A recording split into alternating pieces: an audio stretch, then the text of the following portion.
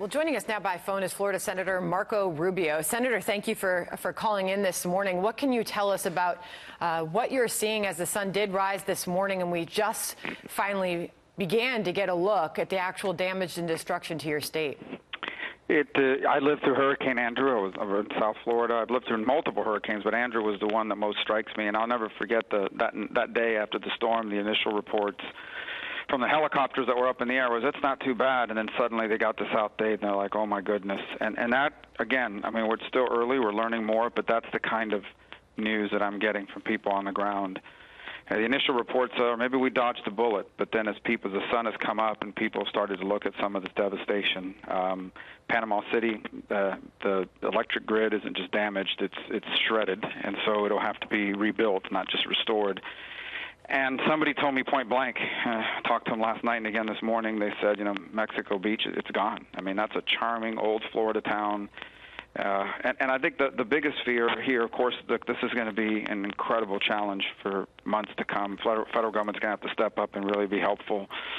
But this is the kind of event that could change the characteristic of a community. I mean, fundamentally change it and take a decade to recover if it's not done appropriately. So I think this just turned out to be as bad as we thought it was going to be, and potentially worse. We'll learn more throughout the day. And what we know for sure is there's a lot of lives right now that have been disrupted in ways that are going to be very difficult to rebuild, and we have a lot of work ahead. I'm headed to the FEMA headquarters in a few minutes, and then I'll be headed to Northwest Florida. And obviously, I hope my early assessment is wrong. I fear I'm not.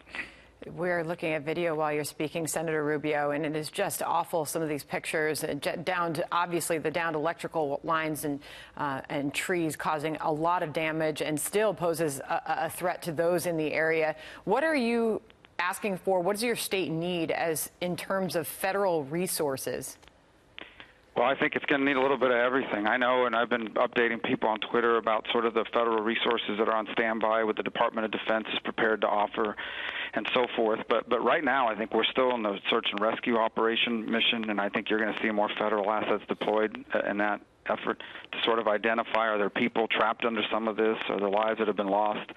And then the hard work begins. People talk about restoring power. Without power, you have no cell phone towers. You have no ability to sustain life over periods of time. You can't restore power into lines that are on the ground and feeding into water or other places. The minute you turn that power on, you could kill someone, you could start a fire, all kinds of things happen. So this is a very complicated thing that lies ahead, because it's not just a hurricane, it's the water damage left behind.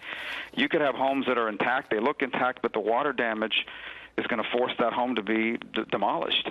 But I think initially from the federal government, what we're going to need is additional resources for search and rescue, and we're going to have a massive housing problem here. I mean, we're going to have to shelter thousands of people for extended periods of time who are not going to be able to return to their homes. Even if the homes weren't damaged, they will not be able to return to those homes because of down power lines or obstructions in the road. And so the biggest challenge is going to be sort of, where do we house people that are going to have no place to live here for the foreseeable future. And it's one of the things I'm going to press on when I go to FEMA here in a few minutes after they're done with their briefing. And obviously, the immediate economic toll will be the headline, in addition to the loss of life that's already been experienced. But then looking out, considering the tourist destination that so many of these cities and towns in Florida are, the long-term effects, I'm sure, will be a big discussion for you this morning. I have to ask you, Senator Rubio, while we have you, about this still missing Saudi journalist. Obviously was a big critic of the Saudi government. This is a big headline that your committee now, Congress, is stepping in. Congress is starting to take the lead on this, and you are a member of the Foreign Relations Committee who wants to know more. What are you asking for, and what does your committee want to know? Well, we have triggered under Global Magnitsky an investigation, and so that there'll be sanctions as a result of it. But this is going to go beyond sanctions. Look, I think it's important, to know what happened. We've read the same clues everybody else has. Obviously, I'm privy to some additional information which I cannot share. We need to know what happened. But ultimately, let me just say this, and I'm not saying this is what happened, but we're going to learn it soon enough. If the Saudi government ordered a guy to be abducted, they killed him, they chopped him up, they sent a bunch of people in to kill him and chop him up, and then they left, if that's what happened, I'm telling you, what's going to happen here on Capitol Hill is a complete revolt against our policies with Saudi Arabia. And it's unfortunate because they are an important partner in our Middle Eastern strategy to contain sort of Iran's nefarious influence in the region.